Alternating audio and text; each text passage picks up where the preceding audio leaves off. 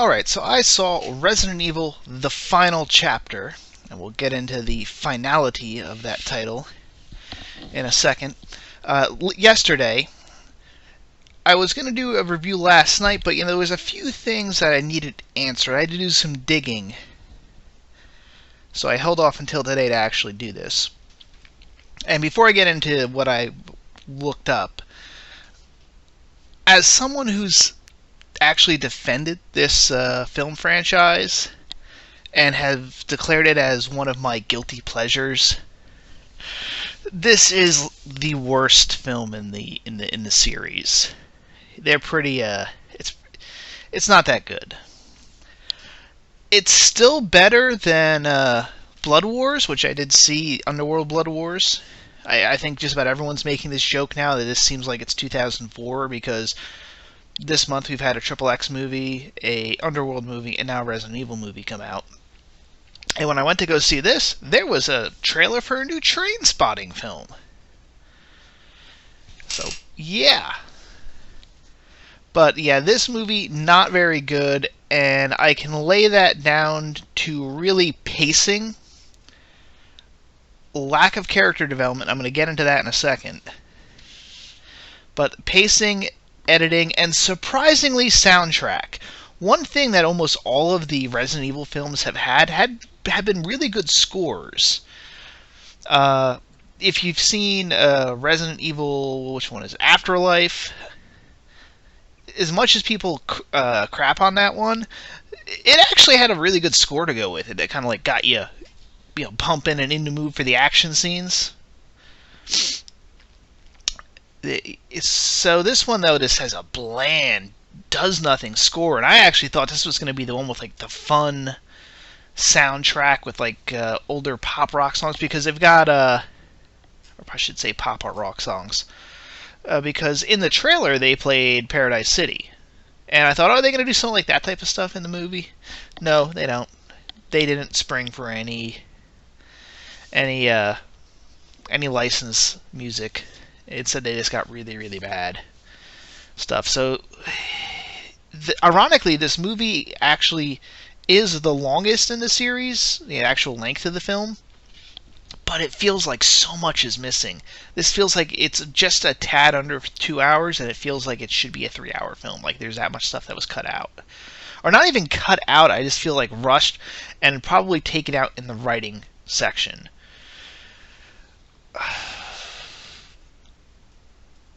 Should I get now into... Well, yeah, we'll get into now. And by the way, there's going to be spoilers. So I'll get into what I said. I had to go look up some stuff. I wanted to look up the budget of this film to see how much exactly it was bringing in. Or not bringing in, but how much it was... what did they actually have to work with? Because I was kind of curious on that. And if you check out thenumbers.com,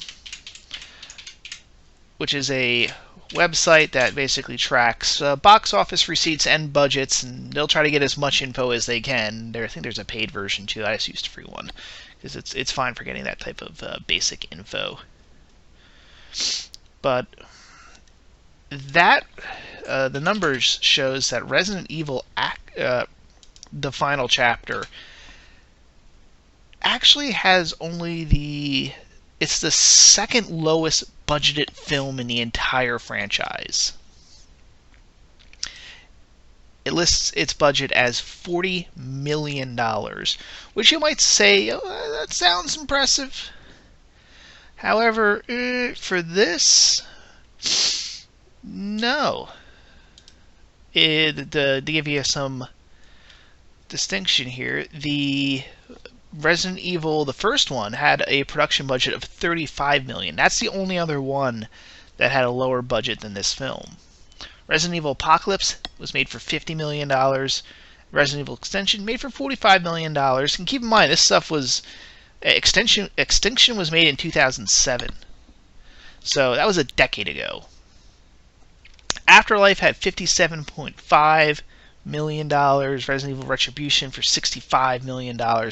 Originally, and this is the other thing I looked up, this film was, I guess when they wrote the first draft, This film had a budget of $90 million. This was going to be the big one that they were going to do, that they really were able to throw everything they had at it. They were really building that stuff up.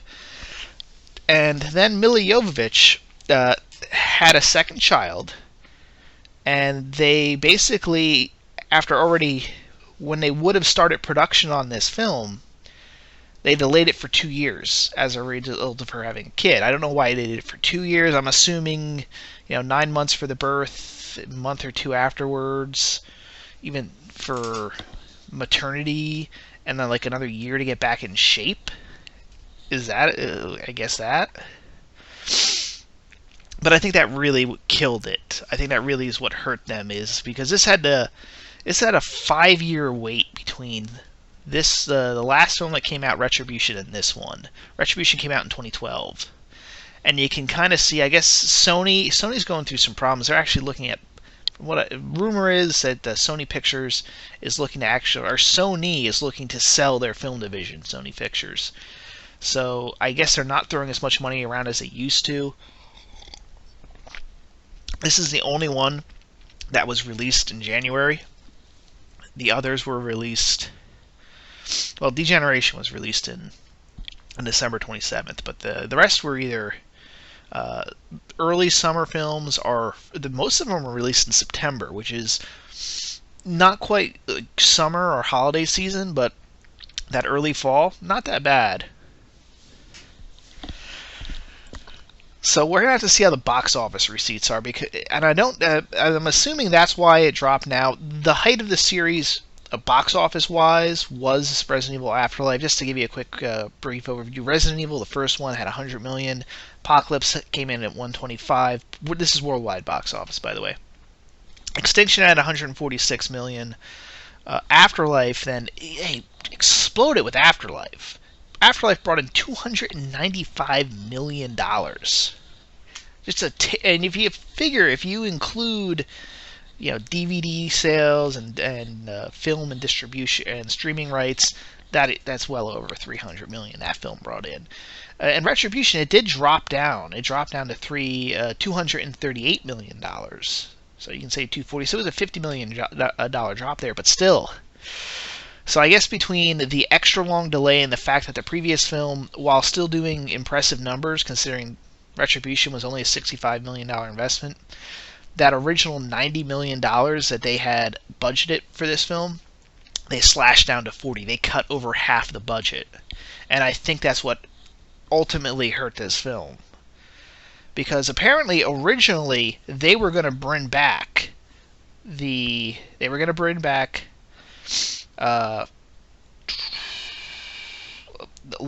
and Ada Wong from the previous film, as well, of course, bringing back. Well, they brought back Wesker, but I'll get into that stuff in just a second. Where did I leave off? Wesker, Ada Wong, Jill Valentine. So they were going to bring back those three from the very end of the last movie, Retribution, and they were also going to bring in both Chris Redfield and Claire Redfield, and I think one or two other people that were technically left alive in we just never. Oh, the Kmart character, who was played by what's-her-face from Heroes. All these people were going to show back up, and I can kind of see, because somebody Anderson had showed some people the early drafts of that film, and it was reported. You can kind of tell I had a slow day at work today, as I was able to look this stuff up on my smartphone while between this waiting for email responses. Some days are like that. But yeah, so we actually kind of knew what the original intention for this film was, and it was they were meaning to bring all these people back. When they cut that budget, apparently Anderson decided to completely rewrite the script. He tried to keep as much action in, but he cut out a lot of those characters just because they couldn't afford. That was probably like $10 million, even though most of those actors and actresses that were in those roles are not huge mega stars. They're not Robert Downey Jr.'s. That's still at least $10 million just to have those actors, probably at least that much, to come back. So who did we get to return? Wesker. They brought back Wesker, Dr. Isaacs, who's played by Ian Glenn's character, obviously Alice, and Jill not Jill Valentine. I was about to say Jill Valentine, and not Chris Redfield either. The other Redfield. I can't speak today. Claire Redfield. Why do I always forget that? Especially considering I played the second game so much as a kid. All right, so that's who they brought back. Now the basic plot is they skip over Retribution's end battle where they're supposed to be. This will be the last stand of humanity between the remnants of the American army and the undead. They just cut and start up afterwards, where Jill is the only survivor, which is really disappointing. You figure, and again, this is probably a victim of those budget cuts, where they probably were going to either do like with Retribution, where they have a title sequence that's an actual sequence with like slow-mo and the music playing type stuff. But I guess they just cut that straight out. That was one of those things that they went, well, can't afford that. Can't afford the music or the action scene there. But they then kind of start retconning stuff. And this is kind of another problem with the movie plot-wise. And considering this is a franchise that plot doesn't really fucking matter. It's saying something. They're trying to patch up plot holes, but they still ignore some plot holes. And their attempt at patchwork creates new plot holes. So Alice wakes up, chase scene, and she finally comes across a computer, and the Red Queen pops up, and the Red Queen reveals... Well, actually, no, before that, they have a flashback where Alice tells her story.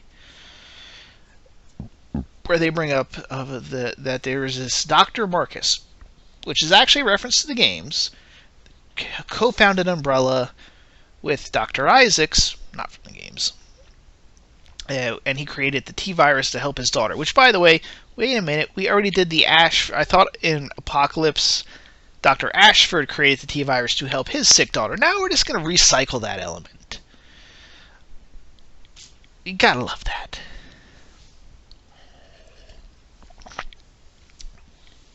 So they're I don't know if they're retconning the Ashfords, because what are you going to say? He actually said he created the T-Virus.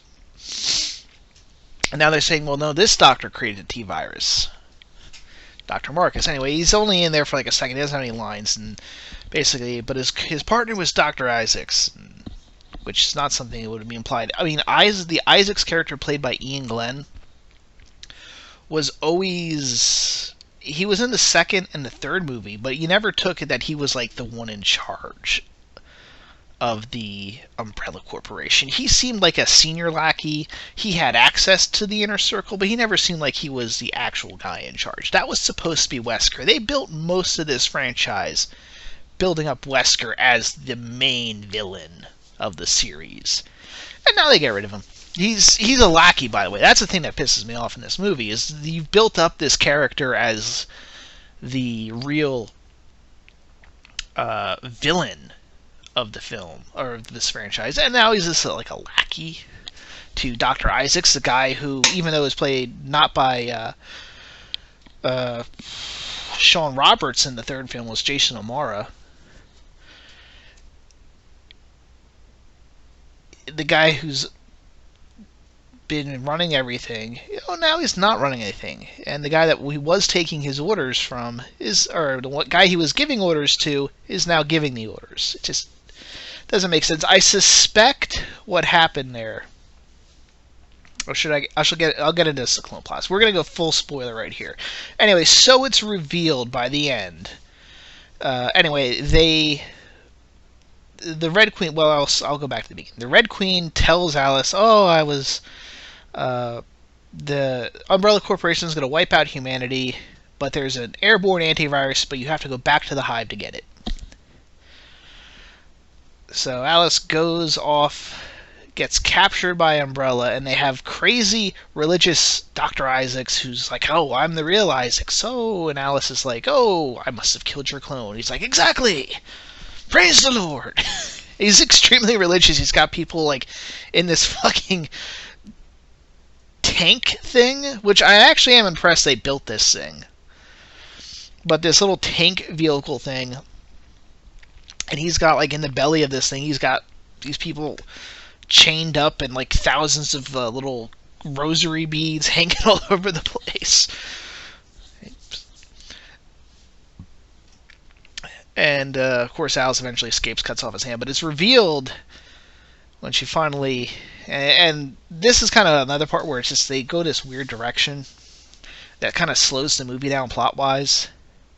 But I guess they wanted to do their action scene, where she escapes from them, gets ahead, travels to the Raccoon City, which apparently they just only nuke the center of the city.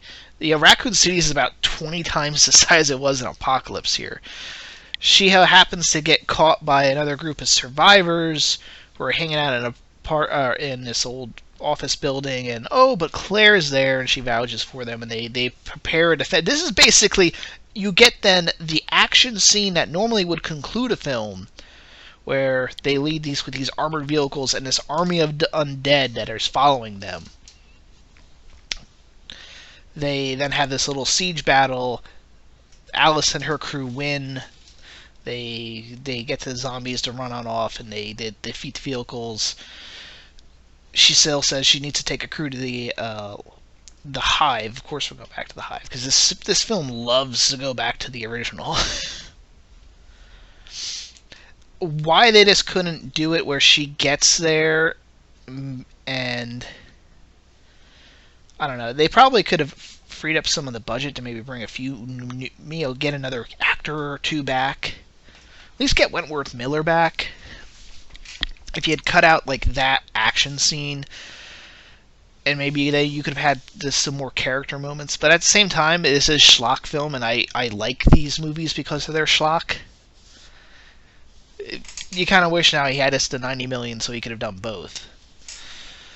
But she goes, I still have to go to the hive because there's other outposts and Umbrella's syncing up to destroy them all at the same time. Of course, the Dr. Isaacs that was leading the assault on the settlement she was at, survives and runs off and eventually finds another Umbrella crew. But she gathers a group of people, they go to the hive, sneak in through a couple of action scenes. They lose a few people who you don't care about, you don't remember their names.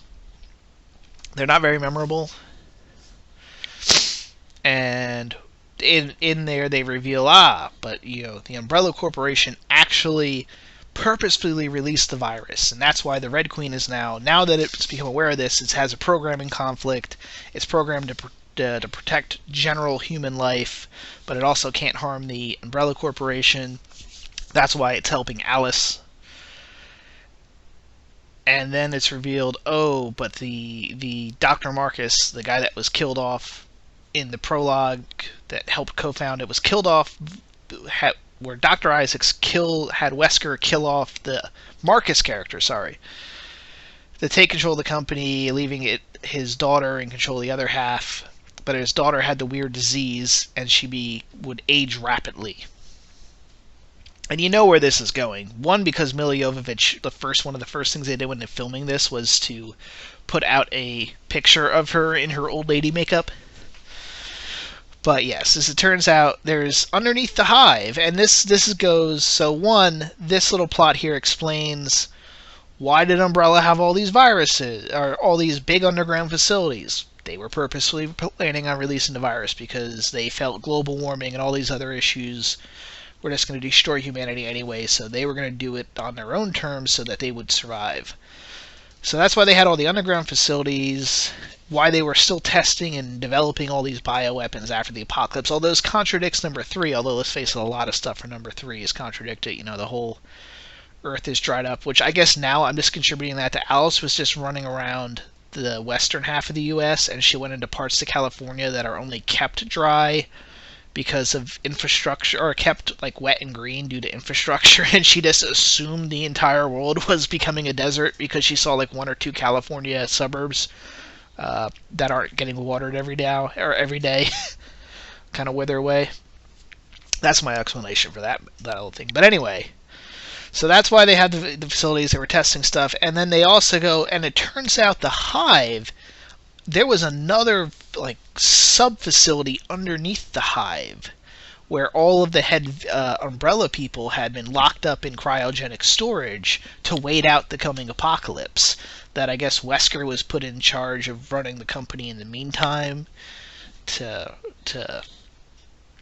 see it through the apocalypse and see that their security forces wipe out the virus. Again, though, this contradicts 3 in where they were trying to figure out how to survive and domesticate. They were like desperate in number 3 to, like, we had done fucked up. The virus escaped. We really need to stop this. So that is all contradicted now.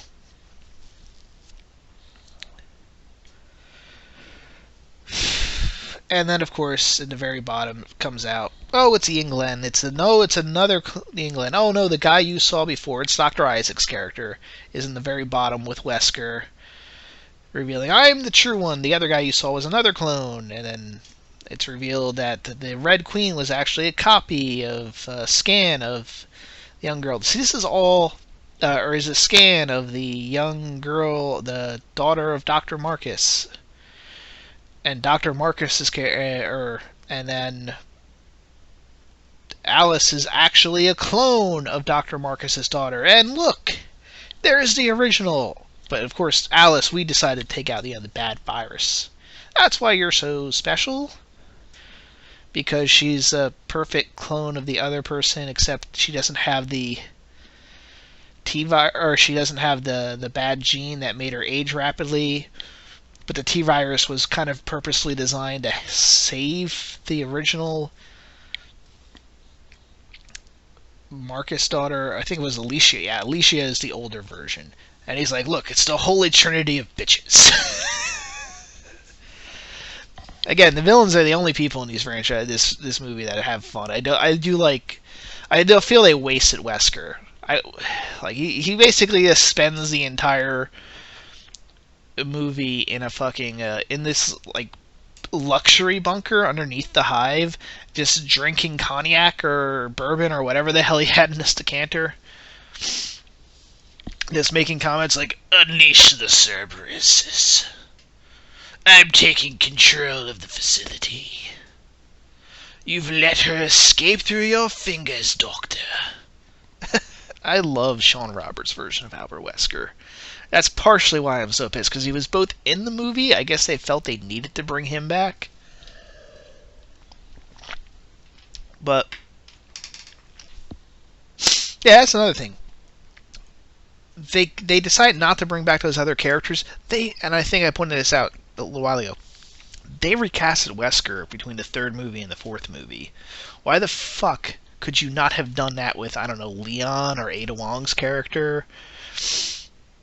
Or even Chris Redfield's character. You can recast. You've done it before. Especially Leon. You could easily get someone that could better fill that Leon role than the guy they had. Anyway, so yeah, fight ensues. They reveal, oh yes, we have Dr. Isaacs has the antivirus, but if you release it, you're gonna die too, Alice. Alice doesn't care. She's a clone. Doesn't care. Fight. Blows up grenade in Isaac's chest. Gets to the surface. Tries to release the virus. Dr. Isaacs, even though his parts of his gut are missing, catches the antivirus.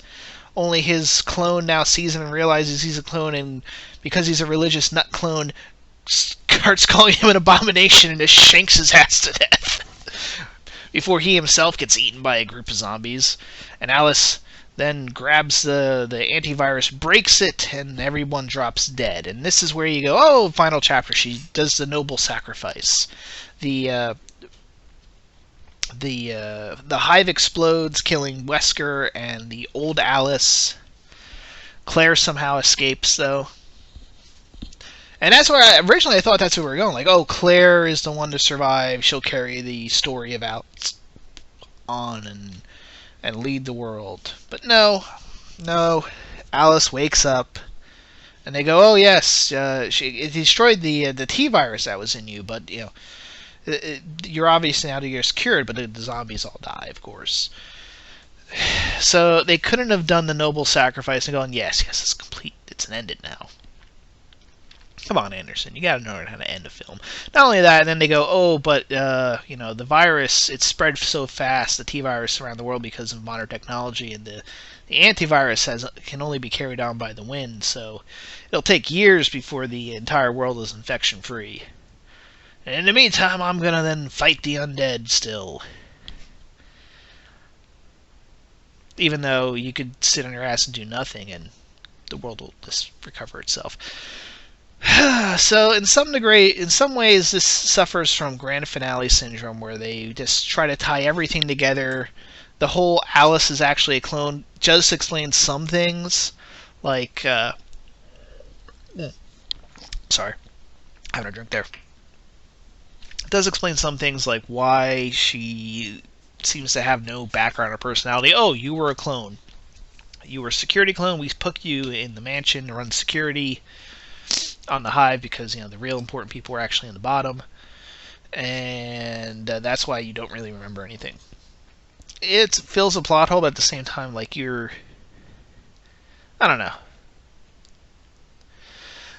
don't know, and I'm concentrating on the plot, and partially the reason is because the action is so edited so choppily, it's not as good as in the other films. One of the things you could say, at least give Paul W.S. Anderson for, is he shot some of his action scenes so you know what the fuck was going on. This is just bad, choppy, shaky cam action. Oh, and the other thing, so they bring back Isaacs as the main bad. I've said my problems with that. Now, apparently, I could see what they were going for, because in the original draft of this, before they got the budget cut, they were going to bring in Oswald Spencer, who is a character from the games. In the games, he's the guy that actually runs Umbrella. And up until, I think it's the fifth one, he was always just a character that was only mentioned in name. But they were going to bring him in this one, I guess, doing the role of Dr. Isaacs. And I guess the Dr. Isaacs role would have been split between Wesker and the Spencer character, who I wouldn't be surprised if they really intended to bring Spence, the guy who played Spence in the first Resident Evil film, back as being, if they were going to do this clone thing, which I didn't like that they did the clone thing. But they were going to bring him, and, oh, I was him. We were cloned together type of deal. But, I don't know, maybe somewhere along the line, Sony was like, you've cut too many people out. We need to bring somebody in. Ian Glenn is both popular because he's in Game of Thrones. Motherfucker survived since episode 1. That is a rarity on that show. He's still fucking alive. Sir Friendzone himself. People will recognize him. He's from the previous movie. Bring him in.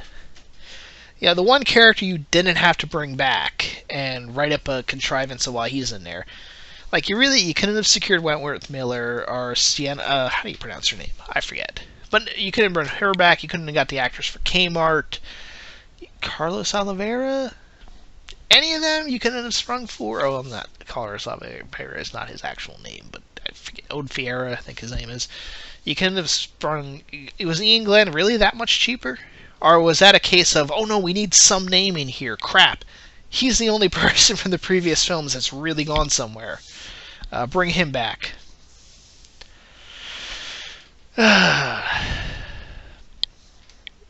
But yeah, and I guess they were going to have somebody else be the Spencer character, but again, that kind of makes Wesker's second fiddle, and I always thought Wesker was supposed to... It felt like it's going to be built up.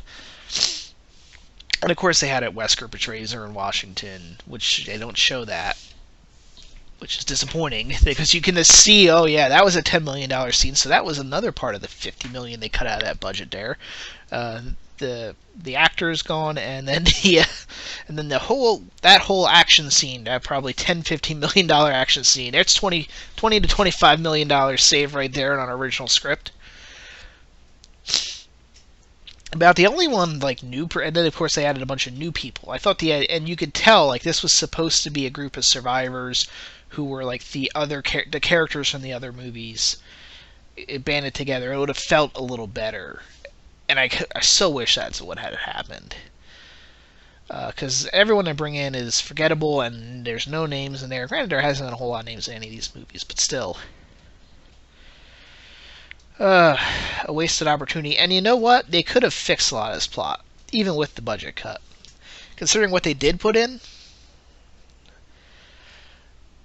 And I thought about it and I figured it out. You wanted to tie more stuff in and fix your plot holes? One, if you're going to bring Isaacs back, you already established, keep Wesker as being against the Red Queen.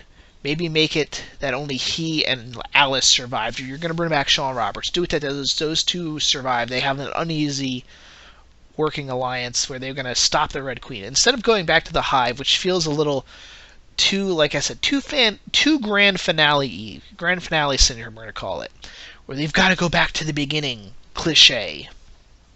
No, remember the third movie?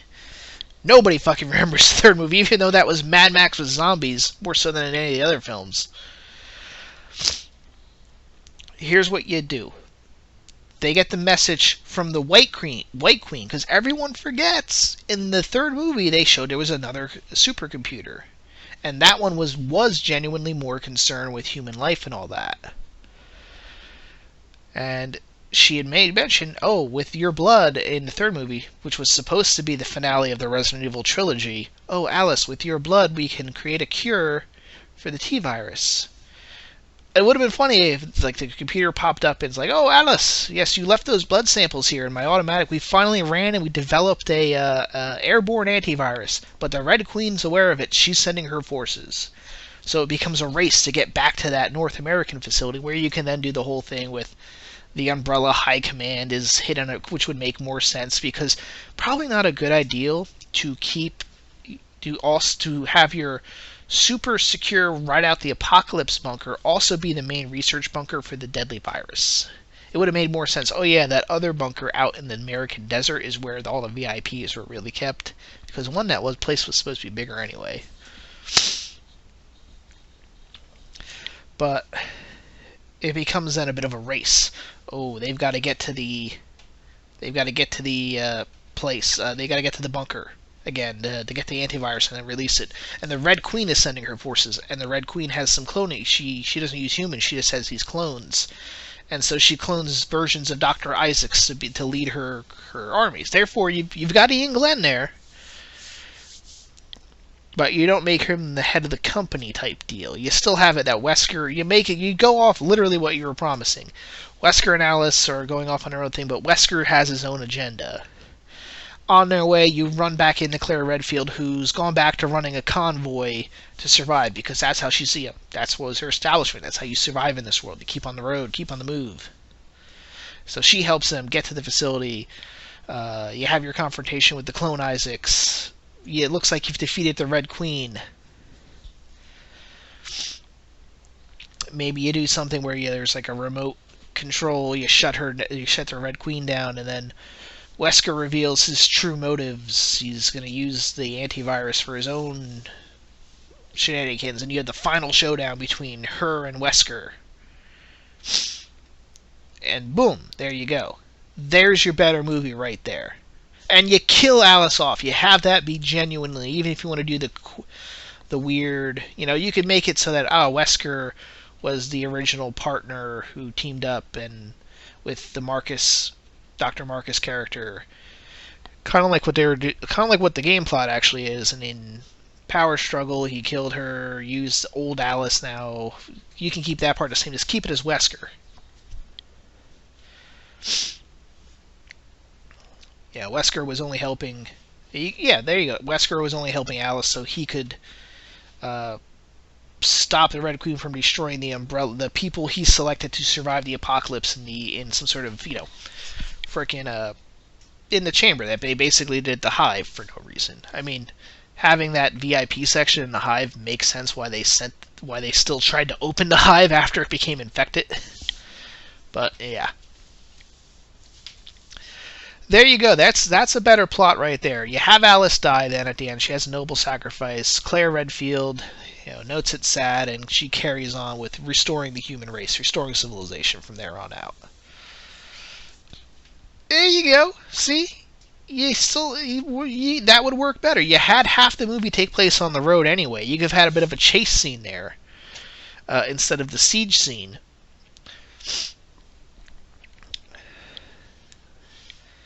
You can, boom, boom, there you go. That's all. That's a better film. So we'll see if this really does remain the final chapter. As I mentioned earlier, they still leave it with it. They keep her alive, and she said the movie ends with her driving into New York, post-apocalyptic New York, to continue to fight the undead. It's not very conclusionary. You would have liked it if it was more of a... Hell yeah, even that little scene ending it was kind of crap, because if you wanted to make sure you could write, you just if you're going to make a 7th film at some point, you can just write that. Oh, well, it's going to take a couple. It's an airborne antivirus, so it takes a couple years to spread out. It would have been nice if they just, at the very least, like had her go back to the settlement, and they were like really kind of, for the first time, people were like rebuilding, and they just kind of ended on that. That even would have been better. I still would have preferred the death scene, but still. And I've rambled on long enough about this crap. That's Resident Evil, the last chapter. Will it be the actual last chapter? I don't know. The 3rd film was supposed to be the final film in the series, and yet this is the 6th. I guess it kind of hit at that right moment where Hollywood. It used to be in Hollywood you only did up to 3 films. You only got a trilogy. Trilogy was you told your story. Resident Evil, I guess, hit right at that moment where Hollywood realized, we don't have to stop at the 3rd film. We can continue to, if they went past the 3rd film, it was like always like really low budget. 4th, but with the comic book movies, they slowly started to realize, hey, we still have more source material. We can pump out another big film. And Resident Evil was right at that time, right at that transition, so they did the 3rd film and realized, actually we could do a 4th film. And voila. So who knows if this will actually be the last chapter. I've heard rumors that they're going to maybe think about doing a television series. I mean, I guess Walking Dead's popular, so yeah. I don't know if it'll be with Milla Jovovich, or they'll maybe find somebody else. Or if it'll take place in this universe, the film, live action, this version of the Resident Evil universe. Are they going to do a new one? Or if they're going to restart and kind of reboot the franchise, maybe sticking more closely to the plot of the games. Although, let's face it, the plot of the games is not much better. In fact, in some ways, they're even worse. But that's my review. I mean, if you like the other films, go see this one. Just keep in mind it's going to probably be the worst of them. Signing out.